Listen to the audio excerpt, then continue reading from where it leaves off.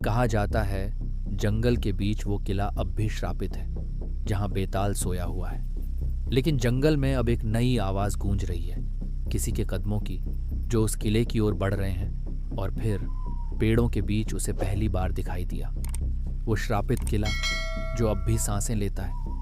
उस किले के भीतर है वो पत्थर जहां सदियों से सोया है बेताल, लेकिन अब उसकी नींद टूटने वाली है। लेकिन कोई एक है जो उसे जगाने जा रहा है और उस पल से सब कुछ बदल जाएगा।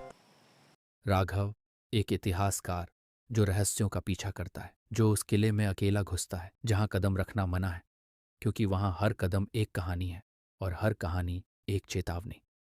किले की दीवारें चुप नहीं हैं, वो हर कदम पर कुछ कहती हैं। सुनने वाले की हिम्मत चाहिए। राघव को नहीं पता, लेकिन उसकी मौजूदगी ने कुछ जगा दिया है। जो सोया नहीं था, बस इंतजार कर रहा था।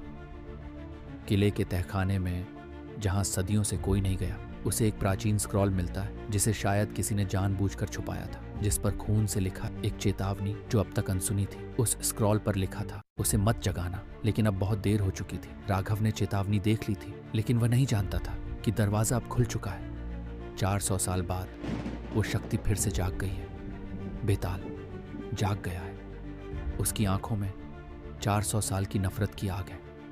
राघव जो बस रहस्य ढूंढ रहा था, अब उसकी सांसें थम गई हैं। अब जो जागा है वो रुकने वाला नहीं, और उसका पहला शिकार पास ही खड़ा है।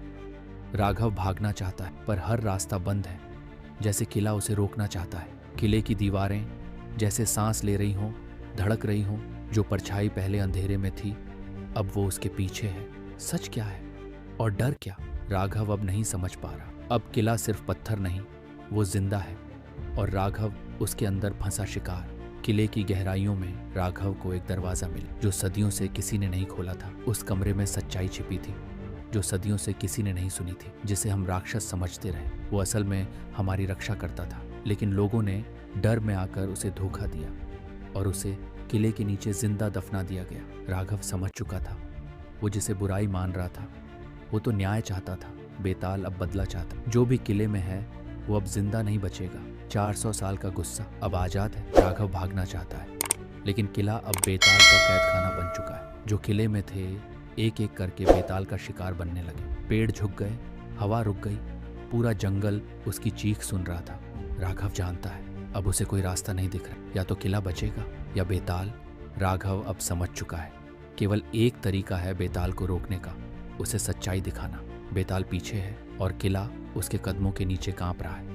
एक पुरानी दीवार के पीछे उसे वो मिलता है जो बेताल को हमेशा से पता होना चाहिए। राहें सब बंद हैं, लेकिन उम्मीद अब भी जिंदा है। राघव वो स्क्रॉल लेकर दौड़ता है जिसमें बेताल की असली कहानी दर्ज है। सच और श्राप आमने सामने खड़े हैं। अब या तो अतीत बचेगा या आज़ादी मिलेगी। राघव अब नहीं भाग रहा, वो बेताल की आंखों में आंखें डालकर खड़ा है। तू रक्षक था, शापित नहीं। राघव की आवाज गूंजती है उस वीरान कक्ष में। बेताल चीखता है, यादें तड़पती हैं, पर सच्चाई झूठ से ज्यादा तेज होती है। एक पल को सब शांत हो गया। सिर्फ 2 आत्माएं थीं, एक इंसान, एक भूत, और उनके बीच सच खड़ा था। बेताल मुस्कुराया, पहली और आखिरी बार, और फिर धुआं बनकर उड़ गया। बेताल चला गया, लेकिन राघव ने जो किया वो इतिहास नहीं, भविष्य बन गया। और कहीं ना कहीं कोई और रहस्य उसका इंतजार कर रहा है। बेताल रोता है, सच्चाई जानकर उसकी आंखों से खून के आंसू बहते। फिर वह खुद को आग में समर्पित कर देता। बेताल की आंखों से लहू टपक रहा। वो अब राक्षस नहीं, एक धोखा खाया हुआ योद्धा है। अब और नहीं, वो बुदबुदाता है और अग्नि की ओर बढ़ता है। उसने खुद को अग्नि को सौंप दिया, जैसे वो पाप नहीं, प्रायश्चित कर रहा। राघव खड़ा था, आंखें नम थीं। उसने जो देखा वो इतिहास में कहीं दर्ज नहीं होगा।